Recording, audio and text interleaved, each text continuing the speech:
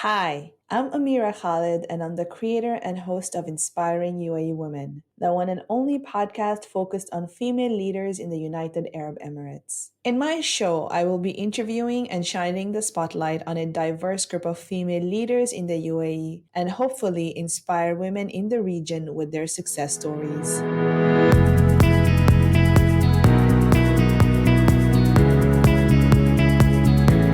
Thank you so much, everyone, for tuning in. I hope you enjoy listening to my podcast. And if you do, please subscribe and leave your comments and ratings on iTunes. You can follow the show on social media and also get in touch with me on LinkedIn at Amira Khalid, ACCA, or by email. Details will be in the episode description. My guest today is Jouhayna AlMheiri. Jouhayna is an air traffic control officer and on-the-job training instructor based in Abu Dhabi. She is passionate about training the next generation of air traffic controllers. Jouhayna is a public speaker as well as an artist. Thank you so much for being on my show, Jouhayna. It is an absolute pleasure to have you. Jouhayna, my first question is, how did your interest in aviation come about? Tell us your backstory. So I don't have the usual story where I can say I was in awe with aircraft from a young age and that was my calling, but I was exposed to aviation from a very young age. My mother owned a veterinary practice, and one of the services provided was relocation work, where we sent and received people's pets from all over the world. And my job as her assistant from the time I was about 4 or 5 years old was to give love and cuddles to all the pets while mama did all the paperwork. And I remember feeling a certain level of anxiety and after the final drop off for the departing pets up until that confirmation call or text message came in. Back then, there was no flight radar. So, fast forward to me becoming a teenager and trying to find direction in my life, I applied to every scholarship program I could find.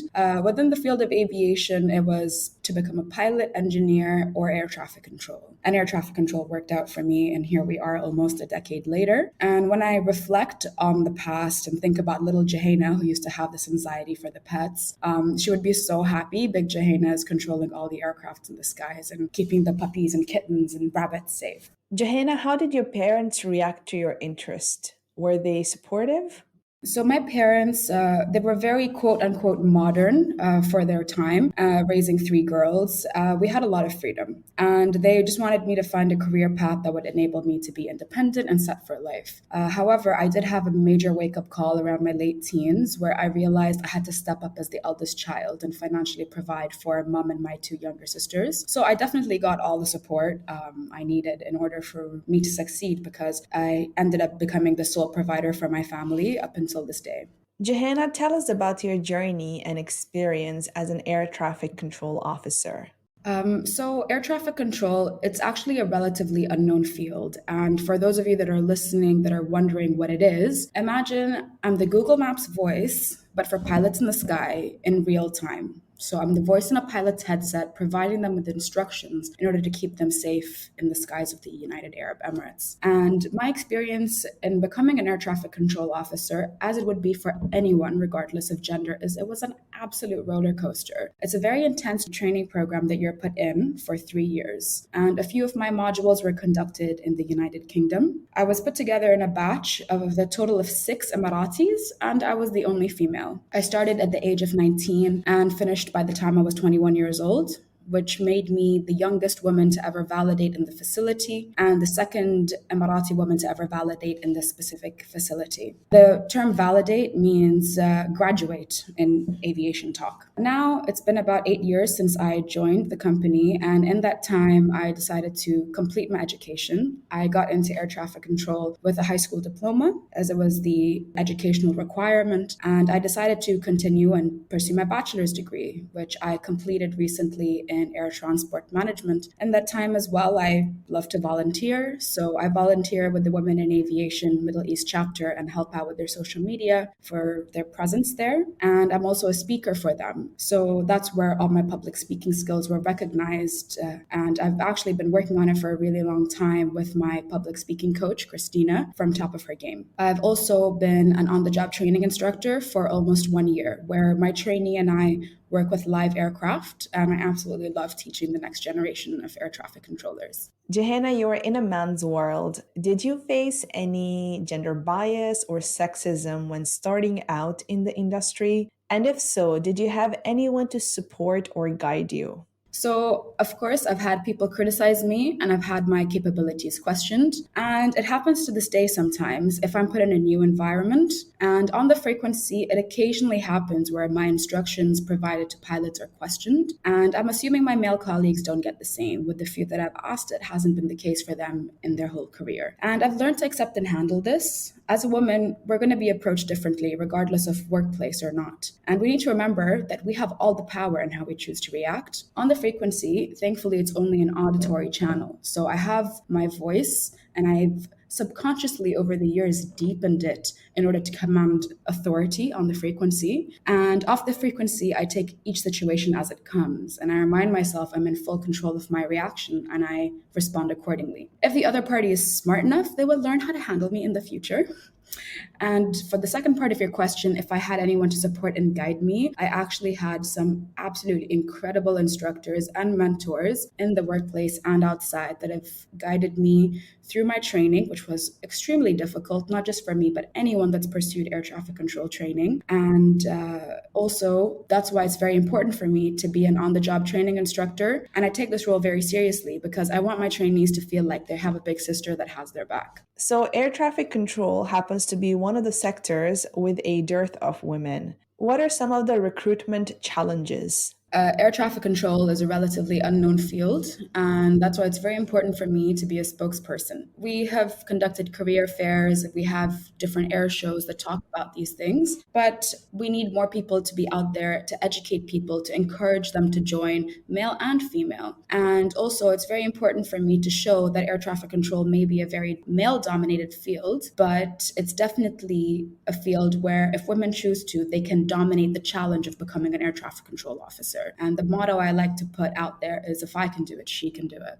Jouhayna, do women in the region tend to avoid certain sectors? Is it more of a socially influenced perspective? I think that regardless of age, culturally, most women have a curfew, especially over here. And schools are segregated from a very early age. And it's instilled in our minds from very early on that it's taboo to interact and speak to the opposite gender. So for somebody from a quote unquote traditional household, you would have to work shifts regardless of your curfew. More than 90% of your interactions are going to be with men, if you're a woman that's recruited, on and off the frequency. And that's a major and massive adjustment that you would have to make if your parents would allow you to pursue this career as a woman. And personally, I mentioned earlier that I had to travel to the United Kingdom for a few modules. It was 4 months for me, and I went with 5 other Emirati men. For me, my parents knew that it's a part of me building my career. And some households would actually be very uncomfortable with their daughters doing shifts and traveling across the world with men. And it goes against our cultural norms. So how it should actually be seen is that air traffic control is a job where you'll be serving your nation and keeping the skies of your country safe at all times. And that's why it's a 24/7 job, 365, 366, depending on leap year. So it's just about perception and deciding if you're going to be comfortable to allow your daughter to do a role that'll serve her nation, that'll fulfill her as well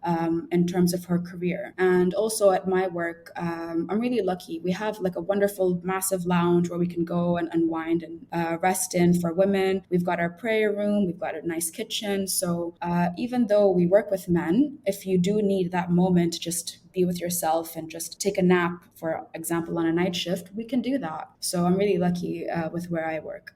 Jouhayna, do you think technology will impact air traffic control jobs in the future? If so, how? I think it'll definitely make life a lot easier, as it already has. Day to day, if you're out and you don't know where to go, you're going to pull your phone out and get directions. And I feel that with air traffic control, technology is just going to help supplement air traffic controllers to handle more traffic. In the future, I think it's going to be very, very far on where there will be full automation. But in order for us to have full automation, there's so many aspects outside of air traffic control that would have to be automated for everything to work in perfect unison. Jouhayna, the aviation sector was one of the hardest hit by the pandemic. Did it impact you as well, and how did you deal with it? Well, all over the world, there was a very dramatic decrease in air traffic levels. And this is not a job that you can do that is work from home. So, for a period of time, I was unable to physically reach work due to the internalized restrictions within the UAE to protect the population. So, I took it as an opportunity to build myself for life after the pandemic. I decided to finish my bachelor's degree, which was already underway. I created art. I was tired of staring at the screen and watching Netflix all day. Also, I finished everything on Netflix at one point.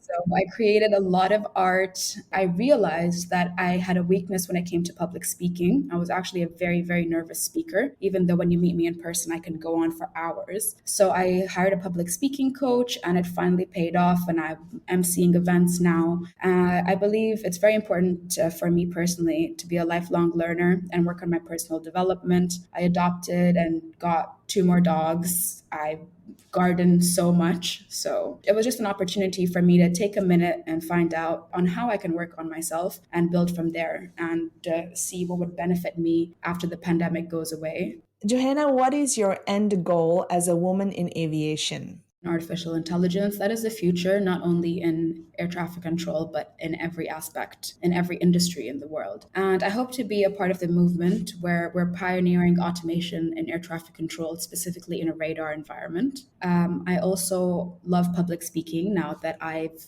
really gotten into it. And it allows me to be a role model to other women, to other girls, even some men and young boys. They're like, if she's doing it, let me join as well. And I absolutely love that. I just want to be there for as many people as I possibly can be. I'm the big sister. I just want to take care of everyone. So, but my public speaking allows me to do that. And professionally, the artificial intelligence, I really hope to be a part of that pioneering group that will bring automation to the radar environment. Jouhayna, my last question to you is what advice do you have for other women that would like to chart a career path in air traffic control? Well, I'm not going to sugarcoat it. It is a very tough training program and it's quite tough to get in as well. The fail rate is extremely high. I'm not sure of the exact statistics, but I know it's pretty high. So, for example, a surgeon, if they go into work and they make a mistake, that's one life that will be negatively impacted. With air traffic control, it'll be hundreds, if not thousands, if you make a mistake. Imagine playing a video game with no game over. And let me tell you about the good things now. Yeah. The best thing is we work with headsets. So the minute that headset comes off, you've clocked off, even before you've left the building. It's a beautiful job to have because you naturally compartmentalize. Because the minute you're not in that room, there's nothing to take you back into that room, being an air traffic controller, until it's time for you to go back in and work another session or work another day. Also, with work-life balance, I know most people have this misconception that with shift work, it's going to be very difficult to find that. But for every 2 days you work, you have to get 1 day off. So based on my roster, I only work 18 days a month if I'm working without any leave that I've taken that month specifically. So for me, I don't have a family yet, except for my dogs, so I decide that I want to continue learning. I take up different sabbaticals, and you have the time to do something outside of your day job, should you choose to do so. And there's also financial stability and financial independence that you would have as a woman, should you choose to provide for your family. And I'm so blessed to be able to do that and support my mother and my sisters to this day. But also for the men that wish to join, it's a very stable career, should you make it, in order for you to financially provide for your family.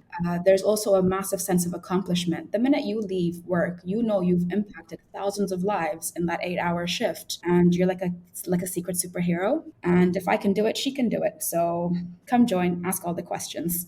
Thank you so much for this wonderful interview, Jouhayna. It was a pleasure having you on my show. Thank you for listening to this week's episode of the Inspiring UAE Women podcast. There simply continues to be insufficient data on the number of women and underrepresented groups in the aviation workforce in what is notoriously perceived a man's world. According to a research paper, the International Civil Aviation Organization forecasts that air traffic will double by 2034. This means that in 2037, civil aviation will require approximately twice the number of pilots, air traffic controllers, maintenance technicians, and cabin crew. For the industry to gain the benefits of broad representation in the aviation workforce and meet the workforce needs of the future, we simply must identify and address gender-based barriers and create change. Gender relationships in the civil aviation industry have remained relatively unchanged. The social arrangements in aircraft with men seated and women bending to serve have not varied significantly. Women and their potential within the sector is not realized to this date due to various reasons, including but not limited to them being denied access to what is perceived as men's work as a result of limited training and development opportunities, and for not having enough role models or mentors to look up to and or learn from them. There is still a significant dearth of women in leadership positions, and the aviation sector continues to have one of the poorest gender balances. According to the International Air Transport Association, which represents 290 airlines, the proportion of women holding C-level roles in the industry is only 3%. As a reminder, on a wider scale, according to the World Economic Forum's Global Gender Gap Report, closing the global gender gap has increased by a generation from 99.5 years in 2020 to 135.6 years in 2021. This interview with Jouhayna was a breath of fresh air. It is very inspiring to see women step up and take charge of charting their own career path and defying gender norms associated with certain roles.